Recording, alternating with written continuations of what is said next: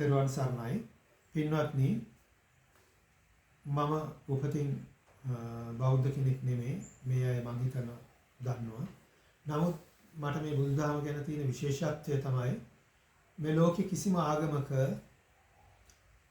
ප්‍රඥාව ගැන කතා කරලා නැහැ මේ ලෝකේ තියෙන බොහෝ ආගම් යන්නේ විශ්වාසයයි භක්තියයි මත නමුත් බුදුදහම යන්නේ පින්වත්නි අවබෝධයයි ප්‍රඥාවයි මතයි. එතකොට මේ අවබෝධ කරන්න ලොකු මේ බුද්ධියක් අවශ්‍යයි. නමුත් අපිට විශ්වාස කරන්න භක්තියක් ඇති කරගන්න එහෙම ප්‍රඥාව පිළිබඳව අවශ්‍යතාවයක් වෙන්නේ නැහැ. ඒ නිසා බුදුදහමේ තියෙන පටිච්චසමුප්පාදය තුළ පංච උපාදානස්කන්ධය සකස් වෙනවා. මේ මධ්‍යම ප්‍රතිපදාව. මේ මධ්‍යම ප්‍රතිපදාව තේරුම් ගන්න නම් ප්‍රඥාව අවශ්‍යයි. බුදුදහමේ තියෙන විශේෂත්වය තමයි අනිත් හැම ආගමකම උත්සාහ කරන්නේ අමරණීයත්වයටපත් වෙන්න. කවදා හරි මේ මගේ ආත්මය කියන එක පෝෂණය කරලා ඒ කියන්නේ සක්කාය දිට්ඨියත් අස්මිමානයත් පෝෂණය කරලා කවදා හරි අමරණීය තත්වයටපත් වෙන්න. නමුත් ඒ අය හිතාගෙන ඉන්නේ අමරණීයත්වයටපත් වුණාට පස්සේ එතනින් සදාකල් එතන පවතින බව. නමුත් බුදු පියාණන් වහන්සේ මේක දැක්කා. කවදාකවත් කිසිම තැනක් නැහැ සදාකල් පවතින. මේ හැම තැනකම తాවකාලිකවයි. කාලය දීර්ඝ වෙනවා. අරූපාවචර බ්‍රහ්ම ලෝකේ කල්ප 90 ගණන් පවතිනවා. හැබැයි එතනින් කවදා හරි දවසක ඒ කාලය ගත වෙනකොට පුණ්‍යමයි මේ කාලේ ඊට පහළටපත් වෙනවා. මේක මට මතකයි බුදු පියාණන් වහන්සේ බක කියන බ්‍රහ්මයාගේ දෘෂ්ටිය දැකලා ගිහිල්ලා එයාට දේශනා කරනකොට එයා කිව්වා මෙතන තමයි තියෙන අන්තිම තැන. ආයේ මෙතනින් එහා තැනක් නැහැ. කියලා බුදු පියාණන් වහන්සේටත් එයාගේ ධර්මයට තමයි ආරාධනා කළේ. ඒ මොහොතේ බුදු පියාණන් වහන්සේ අවසාන දයාව දමනය කළේ බ්‍රහ්මය ඔයා දන්නේ නැහැ. ඔයා මීට ඉහළ තියෙන බ්‍රහ්ම ලෝකේ ඉඳලා තමයි එතනින් චුත වෙලා යද මෙතනින්. ඔයාට ඒකවත් ඔයාට මතක නැහැ. ඔයාට ඒකවත් දකින්න බෑ. මට දකින්න පුළුවන්. ඊටත් ඉහළ තව බ්‍රහ්ම ලෝක තියෙනවා. ඉතින් මම මේ උපමාවක් හැටියට එක දේශනා කළේ බ්‍රහ්ම නිමාන්තික සූත්‍රයේදී. ඉතින් පින්වත්නි බුදු පියාණන් වහන්සේගේ මේ ධර්මය අහලා අපි තේරුම් ගත්තොත් ප්‍රඥාව දියුණු කරගත්තොත් ප්‍රඥාව දියුණු කරගන්න ඉස්සෙල්ලාම සිල්වත් වෙන්න ඕනේ. කාමෙන් වෙන වෙලා අකුසලෙන් වෙන වෙලා තමයි සිල්වත් වෙලා සමාධියක් දියුණු කරගන්න ඕනේ. සමාධිගත සිතක් දියුණු කරගත්ත කෙනෙකුට පමණයි මේ කල්යාණ මිත්‍රයෙක්ගෙන් සද්ධර්මය අහලා ප්‍රඥාව දියුණු කරගන්න පුළුවන්. ප්‍රඥාව තුළින් තමයි පින්වත්නි සම්මා දිට්ඨියටපත් වෙලා ආශ්‍රව ප්‍රහාණය කරගන්න පුළුවන් වෙන්නේ. ඒ කියන්නේ සෝතාපන්න ඵලයටපත් වෙන්න කෙනෙකුට අවස්ථාව ලැබෙන්නේ. සෝතාපන්න ඵලයටපත් වුණොත් එයාට සමහරලාට ඒ ජීවිතේම rahat වෙලා මේ සංසාර භව දුක අවසන් කරන්න පුළුවන්. නැත්නම් ඊළඟ ජීවිතේ ඒ කෙනාට කියනවා පින්වත්නි ඒ ජීවිතේම සෝවාන් වෙලා මේ භව දුක අවසන් කෙනාට කියනවා ඒක බීජී කියලා. ඊළඟ ජීවිතේදී යා මේ ජීවිතේදී සෝතාපන්න වෙලා ඊළඟ ජීවිතේදී යා භව දුක අවසන් කරනාට කියනවා කෝලංකෝල කියලා. සමහරක් අය ඉන්නවා මේ ජීවිතේදී සෝතාපන්න වෙලා ධර්මයේ මාර්ගයේ ඒ තරම් මේ උත්සාහ කරලා හැසිරෙන්නේ නැතුව ඉඳලා ආත්ම හයක් සුගතියින් වල ඉපදලා මනුෂ්‍ය ආත්මේ සමහරලාට දිව්‍ය ලෝකවල ඉපදිලා භාවනා කළා නම් බ්‍රහ්ම ලෝකයක ඉපදිලා හෝ කෙසේ හෝ අත්වෙනි පාර තමයි එයා රහත් ඵලයේ සාක්ෂාත් කරන්නේ. එයාට කියනවා සත්තක් කතු පරම කියලා. හැබැයි සකුදාගාමී වුණොත් මේ ජීවිතේදී එයා සෝවාන් වෙලා ඊළඟට සකුදාගාමී වුණොත් සංයෝජන පහක් නැති සංයෝජන පහෙන් කාමරාගයේ ව්‍යාපාදයේ තුනි කරලා සකුදාගාමී වුණොත් එයාට මේ මනුෂ්‍ය ලෝකෙට එනවා නම් එකපාරක් ඉන්න පුළුවන්. නැත්නම් එයා බ්‍රහ්ම ලෝකෙ ගිහිල්ලා එදී රහත් ඵලයේ සාක්ෂාත් කරනවා. අනාගාමී වුණොත් මේ ජීවිතේදී සෝවාන් වෙලා සකුදාගාමී වෙලා අනාගාමී වුණොත් එයා කවදාකවත් සතර මේ මනුෂ්‍ය ලෝකේ උපදින්නේ නැහැ. එයා බ්‍රහ්ම ලෝකවල ඉඳලා සමහරලාට පළවෙනි බ්‍රහ්ම ලෝකේ දෙවෙනි බ්‍රහ්ම ලෝක පහක් තියෙනවා. ඒ වල තමයි කවදා හරි දවසක රහත් වෙලා පිරිනිවන් පාන්නේ. සමහරක් අය ඉන්නවා මේ ජීවිතේම සෝතාපන්න වෙලා සකුදාගාමි අනාගාමි වෙලා ඒ අනාගාමි උත්තමයා අර අන්තරා පරිණාමයි නිබ්බායි පුද්ගලයෙක් වෙලා බ්‍රහ්ම ලෝකයේ උප්පත්ති ලැබීමට කලින් අන්තරා භවයේදී රහත් වෙලා පිරිනිවන් පානවා. ඒ නිසා පින්වත්නි තේරුම් ගන්න මේ බුදුදහමේ මේ වගේ ගැඹුරු ප්‍රඥාවට ගෝචර වෙන ගැඹුරු ධර්මයක් දේශනා කරලා තියෙනවා. ඒක තේරුම් ගන්න නම් නුවණින් විමසන බුද්ධිමතෙක් වෙන්න ඕනේ. ඒ නිසා බුදුදහම මේ ලෝකේ තියෙන අනිත් සියලුම ආගම් වලට වඩා සංසාර ගමන ගැන භව දුක ගැන කතා කරන ධර්මයක්. බුදුදහමේ අවසානට මේ බුදු පියාණන් දේශනා කරන්නේ මමත්වයේ නැති කිරීම ගැන. මමත්වයේ නැති කරලා පරාර්ථකාමී පුද්ගලයෙක් කියලා ලෝකෙටම පහනක් කියලා මේ ජීවිතේ ඒ රහතන් වහන්සේ පුරා නිවි යන කෙනෙක් වෙනවා. හැබැයි රහතන් වහන්සේ පුරා නිවි ගියාට පස්සේ ආපහු උන්වහන්සේගේ අර ගින්නක් නිවුණාට පස්සේ ගින්න නිවුණා වගේ තමයි ආපහු උන්වහන්සේගේ ශක්තියක්වත් කොහෙවත් නැහැ. එහෙම නැති හැම කෙනෙක්ම අනාගාමී, සකුදාගාමී, සෝතාපන්න, පෘථග්ජන හැම කෙනෙක්ම මේ මරණයත් එක්ක කොහේ හෝ නැවත උප්පත්තිය ලබනවා.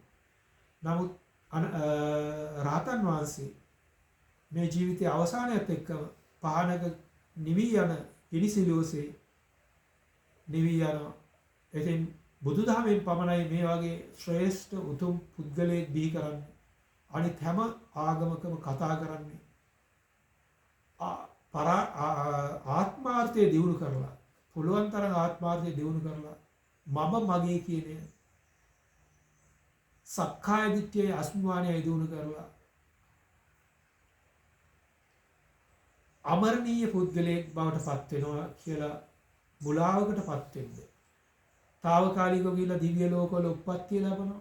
හැබැයි ඒ ඇයට තමන්ගේ අනාගතේවත් අතීතේවත් දකින්න බැරි ඉඳලා එතන තමයි අවසාන තැන කියලා හිතනවා. සමහර හින්දු යෝගීන් භාවනා කරලා ධානයගත හිත අදාගෙන එයාලා බ්‍රහ්ම ලෝකවල උපදිනවා. හැබැයි එයාලා හිතන්නේ එතන තමයි අවසාන තැන කියලා. මොකද එයාලට දියුණු කරපු බුදු පියාණන් වහන්සේ වගේ දියුණු කරපු මනසක් නැහැ. එයාලට දකින්න මේ පෙර ජීවිත දකින්න, අනාගතේ දකින්න. ඒ නිසා ඒගොල්ලෝ හිතන්නේ මෙතන තමයි අවසාන කියලා. නමුත් බුදු පියාණන් වහන්සේ දැක්කා මේ සංසාර ගමන දිව්‍ය ලෝක, බ්‍රහ්ම ලෝකවල ගියත් අර සක්කාය දිට්ඨිය, විචිකිච්ඡාව, සීලබ්බත පරාමාසය කියන සංයෝජන තුන නැති කරලා සෝවාන් වුන් නැත්තම්, සම්මා දිට්ඨියටපත් වුන් නැත්තම් එයා අනිවාර්යයෙන්ම සතර අපායල උපදින කෙනෙක් වෙනවා. බුදු පියාණන් සාහිතික වෙන්නේ සෝවාන් වෙච්ච පුද්ගලයෙක් පමණයි සතර අපායේ උපදින්නේ කියලා. ඒ වගේ මේ සංයෝජන 10ම නැති කරලා නිමිති රූපයක් පිළිටන් නැති වෙනකොට හය ආකාරයක තණ්හාව නැති වෙලා නිමිති රූපේ පිළිටන් නැති වුණාට පස්සේ ඒ නිමිති රූපේ නැත්තම්, මනසේ නිමිති රූපේ පිළිටන් නැත්තම්, චිත්තේ මනස වෙන්නේ නැත්තම්, මනසේ නිමිති රූපේ පිළිටන් නැත්තම් නාම රූප සකස් වෙලා විඥාන සකස් වෙන්නේ නැහැ. පටිසෝපාදේ තුල පංච උපාදානස්කන්ධ කියන ධර්මයක් සකස් වෙන්නේ නැහැ. රූප වේදනා සංඥා සංකාර විඥාන නැති නිසා ඒ පුද්ගලයාට මම මගේ ආත්මය කියලා භාවිතයේදී කතා කළත් එතුමා තුල ඒ මම මගේ ආත්මය කියන රූප වේදනා සංඥා සංකාර නැහැ. ඒ නිසා උන්වහන්සේ මේ ජීවිතයේ අවසානයේ සමය ඒ ශරීරයේ ආයුෂ අවසානයේ සමග රහත් ඵලයේ සාක්ෂාත් කරලා පුරා නිවි යනවා. මේක තමයි බුදුදහමෙන් පෙන්න දීලා තියෙන්නේ. මේක තේරුම් ගන්න නම් කල්යාණ මිත්‍රයෙක් ඇසුරු කරන්න ඕනේ. කිසිම කෙනෙකුට තනියෙන් මේක හොයාගන්න බෑ. බුදු පියාණන් වහන්සේ දේශනා කරලා ඒ දේශනාව බුදු පියාණන් වහන්සේගෙන් අහලා මාර්ගඵල වලට පත් වෙච්ච අය ඒ අය දේශනා කරලා ඒ අය මාර්ගයෙන් පැමිණිලා අද අපි මේ ධර්මය අහලා තමයි ඒ කල්යාණ මිත්‍රයෙක්ගෙන් අහලා තමයි අපිට සම්මා දිට්ඨියට පත් වෙන්න හැකියාව තිබෙන්නේ. ඒ නිසා නමුත් අද මේ සමාජයේ අපිට අහන්න ලැබෙන්නේ බුදු පියාණන් වහන්සේ දේශනා කරපු ධර්මයේ නෙමෙයි. පැහැදිලිවම අදටත් මේ ධර්මයේ බුදු පියාණන් වහන්සේ දේශනා කරපු නිවැරදි සත්‍ය අපි තුල මේ පාලි සූත්‍ර දේශනාවල තියෙනවා. ඉතින් ඒක නමුත් භාවිතය තුල ගෞරවනීය ස්වාමීන් වහන්සේලා සහ මේ ගිහි පින්නතුන් තුල නැහැ. උනා පහු කාලේ නිර්මාණය කරපු ධර්මයක් නිසා පටිච්චසමුප්පාදය තුල සකස් වෙන පංච උපාදානස්කන්ධ කියන ධර්මයේ ශරීරයට ගල්පගෙන ඒ ශරීරයේ නිවනක් ගැන හිතන්නේ සිතුවිලි වල පහළ වෙන රූප වේදනා සංඥා සංකාර නිරෝධ වෙලා ලබන නිවනක් නෙමෙයි. ශරීරයේ පංච උපාදානස්කන්ධේ ශරීරේ නම් වූ පංච උපාදානස්කන්ධේ ස්කන්ධ පංචකේ නිරෝධ කරලා ලබන නිවනක් තමයි අපි මේ පින්නත් අය හොයන්නේ. කවදාක්වත් මේ ඇයට සද්ධානුසාරී ධම්මානුසාරී අඩුම ගානේ ධම්මානුසාරී නෙමෙයි සද්ධානුසාරියත් වෙන්න අද ඉන්න කිසි කෙනෙකුට ලැබෙන්නේ මේ වැරදි ධර්මයේ තුල. මම පැහැදිලිව මම මේ ඇයට පෙන්න දෙනවා මේ කතා කරන ධර්මයේ හැම කෙනෙක්ම කතා කරන ධර්මයේ බුදු පියාණන් වහන්සේ දේශනා කරපු ධර්මයට කොහෙත්ම ගැලපෙන්නේ නැහැ. ඒ හින්දා නමුත් පාලි සූත්‍ර දේශනාවේ මේක මේ මගේ අදහසක් නෙමෙයි සූත්‍ර දේශනාවේ පැහැදිලිව සඳහන් වෙලා තියෙනවා. මම එක උදාහරණයක් විතරක් කියනවා බුදු පියාණන් වහන්සේ දේශනා කරලා තියෙන දේ.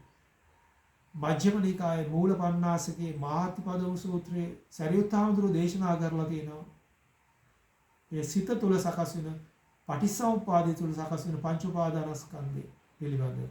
පංච උපාදානස්කන්ධයේ දුක්ඛාර සත්‍යයි කියලා බුදු පියාණන් වහන්සේ දේශනා කරලා තියෙනවා. එහෙමනම් සරියුත් හාමුදුරුවෝ ඒක හරියටම දේශනා කරලා තියෙනවා මේ පංච උපාදානස්කන්ධය සකස් වෙන්නේ සිතවිලි තුලයි.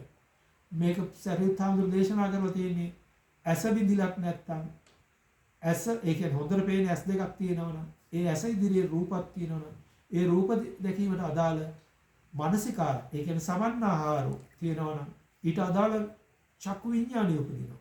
මේ විදියට එකතු වෙන රූප වලින් ඒ කියන්නේ අපි ගන්න නිමිත්තෝ නිමිත්තෙන් කොටසෙන් සකස් වෙන රූප වලින් තමයි රූප උපාදානස්කන්ධය අපේ හිතේ හැදෙන්නේ. මේ විදිහට එකතු වෙන වේදනාව වලින් වේදනා උපාදානස්කන්ධය සකස් වෙනවා. මේ විදිහට එකතු වෙන සංඥා වලින් සංඥා උපාදානස්කන්ධය සකස් වෙනවා. මේ විදිහට එකතු වෙන චේතනා වලින් සංස්කාර උපාදානස්කන්ධය සකස් වෙනවා. මේ විදිහට එකතු වෙන විඥාන වලින් විඥාන උපාදානස්කන්ධය සකස් වෙනවා. පින්වත්නි සරියුත් හාමුදුරුවෝ පැහැදිලිව දේශනා කරලා තියෙනවා. පටිච්චසමුප්පාදය තුලයි පංච උපාදානස්කන්ධය සකස් වෙන්නේ. යම් කෙනෙක් පටිච්චසමුප්පාදය දැක්කොත් ධර්මයේ දකිනවා. යම් කෙනෙක් ධර්මයේ දැක්කොත් පටිච්චසමුප්පාදය දකිනවා. එහෙමනම් මේ පටිච්චසමුප්පාදය තුල සකස් වෙන පංච උපාදානස්කන්ධයට යම් කෙනෙකුට ආශාවක් ආලයක් කැමැත්තෙන් බැඳීමක් තියෙනවා. ඒක තමයි සමුදාය සත්‍ය. යම් කෙනෙකුට මේ පටිච්චසමුප්පාදය තුල සකස් වෙන පංච උපාදානස්කන්ධය පිළිබඳව ආශාවක් කැමැත්තෙන් බැඳීමක් නැත්තම් ඒ පංච උපාදානස්කන්ධය කියන ධර්මයට කැමැත්ත බැඳීමක් ආශාවක් ආලයක් නැත්තම් ඒක තමයි නිරෝධාරි සත්‍ය. ඒ නිසා බුදු පියාණන් වහන්සේ පැහැදිලිවම දේශනා කරලා තියෙනවා පංච උපාදානස්කන්ධය තමයි දුක්ඛාරි සත්‍ය කියලා. ඒ කියන්නේ මේ ශරීරයේ නෙමෙයි හිතේ පහළ වෙන පංච උපාදානස්කන්ධය. ඒ අපේ අර ජාතිපි දුක්ඛ, ජරාපි දුක්ඛ, ව්‍යාධි දුක්ඛ, මරණපි දුක්ඛ කියන මේ හැම දෙයකින්ම ඒක කායිකයේ දුක් මානසික දුක් බවට පත් කරගත්තොත් පටිච්චසමුප්පාදය තුල පංච උපාදානස්කන්ධය සකස් වෙනවා. දුක්ඛාරි සකස් වෙනවා. භව දුක සකස් වෙනවා. නැවත ඉපදෙන්න සිදු වෙනවා. මේක තමයි තේරුම් ගන්න තියෙන්නේ. සියලු දෙනාටම තේරුවන් සරණයි. සාදු සාදු සාදු